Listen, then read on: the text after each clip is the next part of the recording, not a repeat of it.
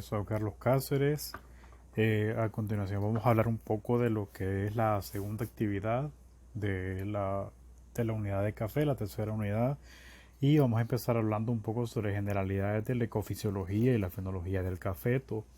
El cultivo de café, como es sabido, es un cultivo muy importante para diferentes países latinoamericanos, debido en gran parte a que es un cultivo que proporciona bastantes trabajos a diferentes personas y familias en general. Hay familias que se dedican completamente a este rubro, eh, por lo cual es muy importante, ¿verdad? Más que todo en países latinoamericanos y africanos y algunos países asiáticos también.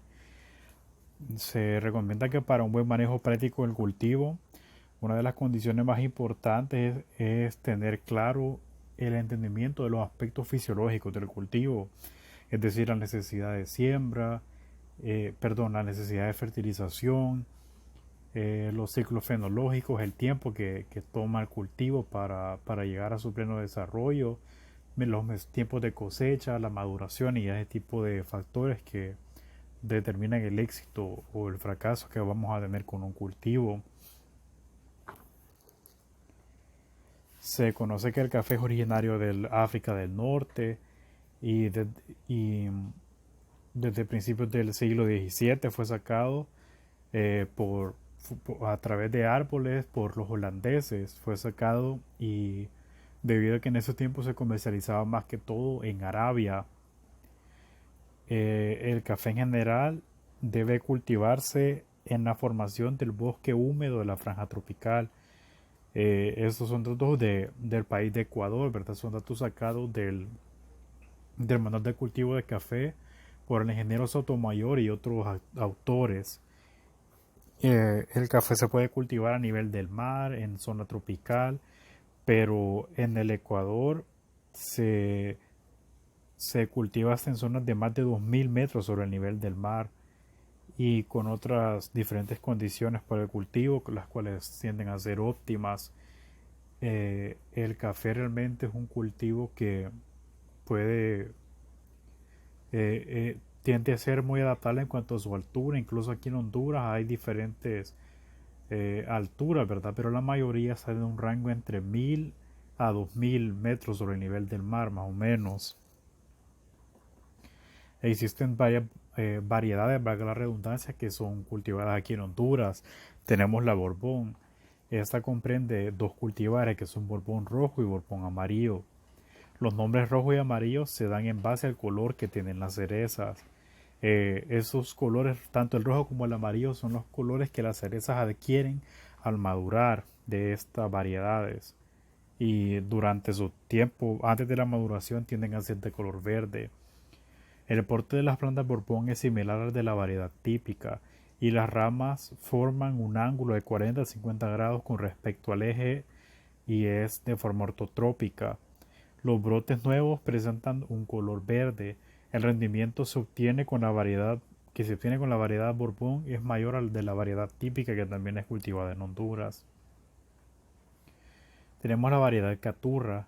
La variedad Caturra comprende dos cultivares, al igual que la Borbón, que es Caturra rojo y Caturra amarillo, también atribuidos al color de la cereza.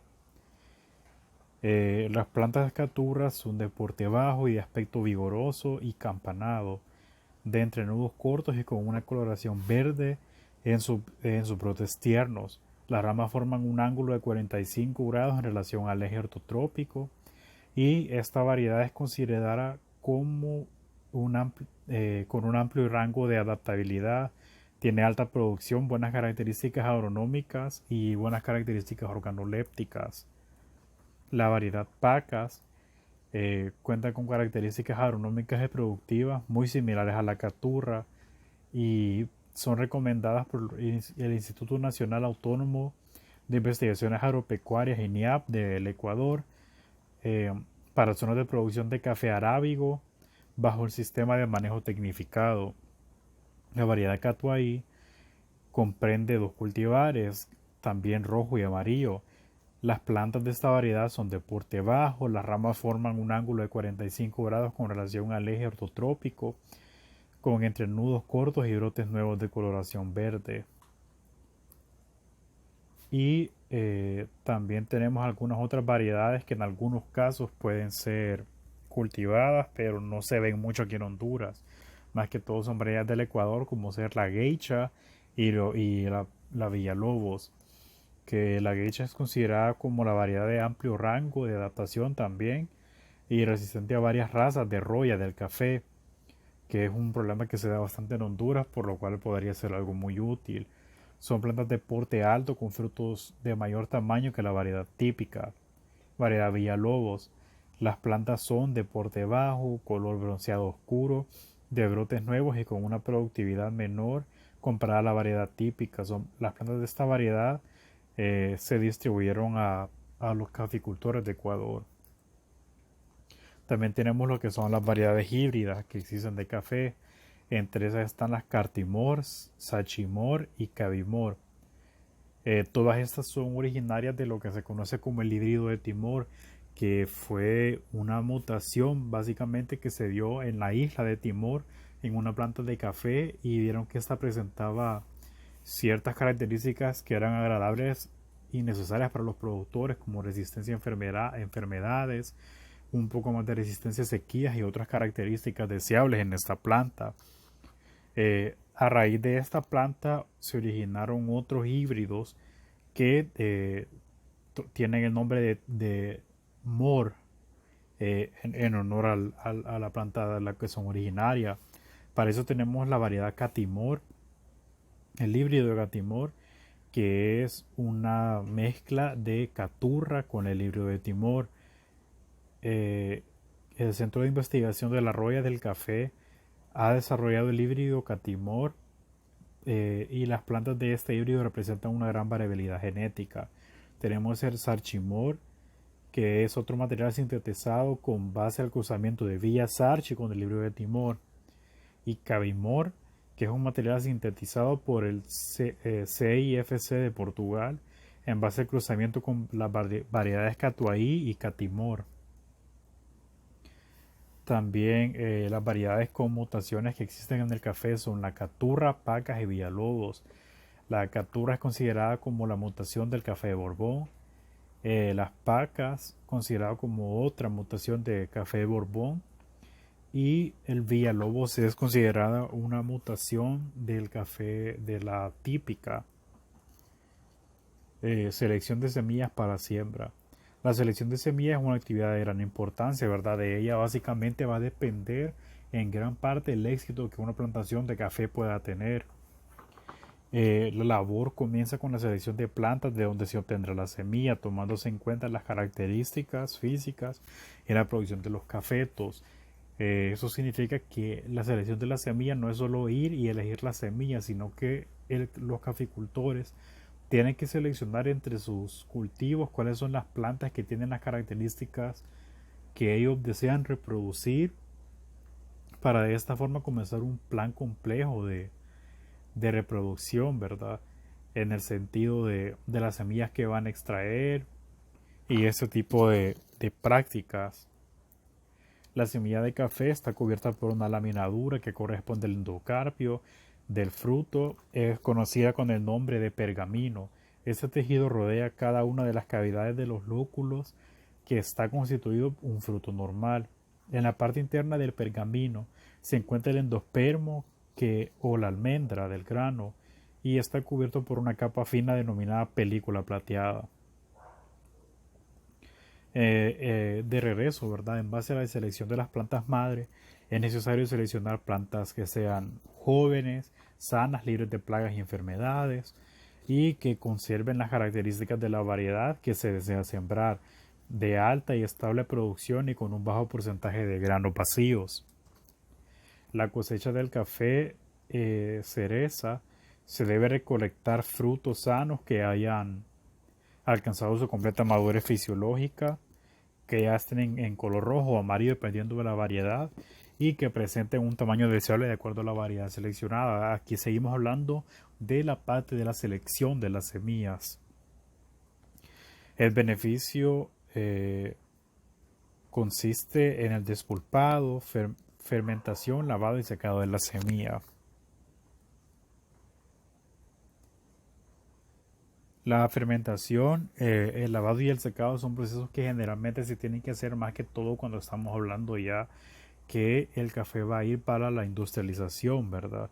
Porque recordemos que al remover, al despulpar el café, básicamente estamos haciendo que ya la semilla se vuelva estéril al remover la capa externa de la semilla. En cuanto a los semilleros y viveros de café, son sitios donde se siembran las semillas para su germinación y el crecimiento primario de las plántulas previo al trasplante al vivero o al almácigo. El establecimiento de un semillero debe realizarse al inicio de la época seca o inmediatamente después de la cosecha principal. Para un semillero es necesario confeccionar un marco con caña gadúa, tablón, ladrillo u otro tipo de material que dé una estructura firme.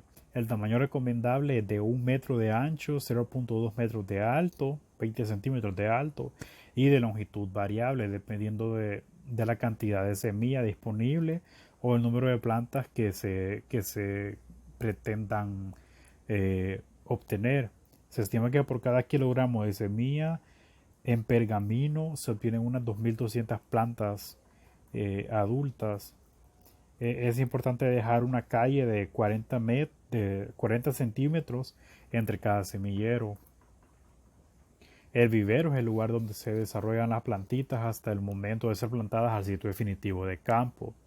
En cuanto a la siembra, puede ser por siembra directa, ¿verdad? También la siembra directa se diferencia de el semillero y el vivero porque el semillero y el vivero son fases previas antes de que el café llegue al campo, ¿verdad? La siembra directa consiste en sembrar directamente en la funda de 1 a 3 semillas, ya directamente al campo, ¿verdad? A 1 centímetro de profundidad. Posteriormente se pueden eliminar, dependiendo de la decisión de los agricultores, del caficultor, si quiere o no plantas, como se dice popularmente, ralear. Y esto va a depender del tipo de siembra que se esté utilizando. En ese sistema, después de la siembra, es necesario cubrir las camas con hojas secas para conservar la humedad, evitando que las semillas afloren en la superficie debido a la acción mecánica del agua, la lluvia o la misma irrigación, el riego que tenga el cultivo. El manejo del vivero. La tierra empleada debe provenir de una capa superficial del suelo, alrededor de 10 centímetros, evitando la presencia de malas hierbas en lo posible, usar tierra no usar tierra donde se haya cultivado café, porque esto puede atraer o puede ser que el suelo, la tierra que se extraiga de ese lugar donde ya hubo café, contenga organismos que no son beneficiosos o que pueden causarle daño a nuestro cultivo actual. El riego debe mantenerse siempre una adecuada humedad en el sustrato. Es recomendable efectuar 3 o 4 riegos por semana dependiendo de las condiciones ambientales del lugar. La fertilización puede ser química y orgánica dependiendo ya nuevamente de la decisión de del caficultor. Eh, y también dependiendo de los requerimientos del suelo, ¿verdad? Es muy recomendable que antes de fertilizar se hagan análisis de suelo en caso de tener la posibilidad de hacerlo, pero conociendo la realidad del país es bien complicado. En cuanto al control de enfermedades, pues las plantas eh, se, es de tenerles mucho cuidado, se tienen que empezar a vigilar en gran parte desde que presente el primer par de hojas verdaderas y a esas ya se les pueden aspejar fungicidas para prevenir ataques de enfermedades. Básicamente eso ha sido todo por esta primera actividad. La segunda actividad de la unidad. Gracias.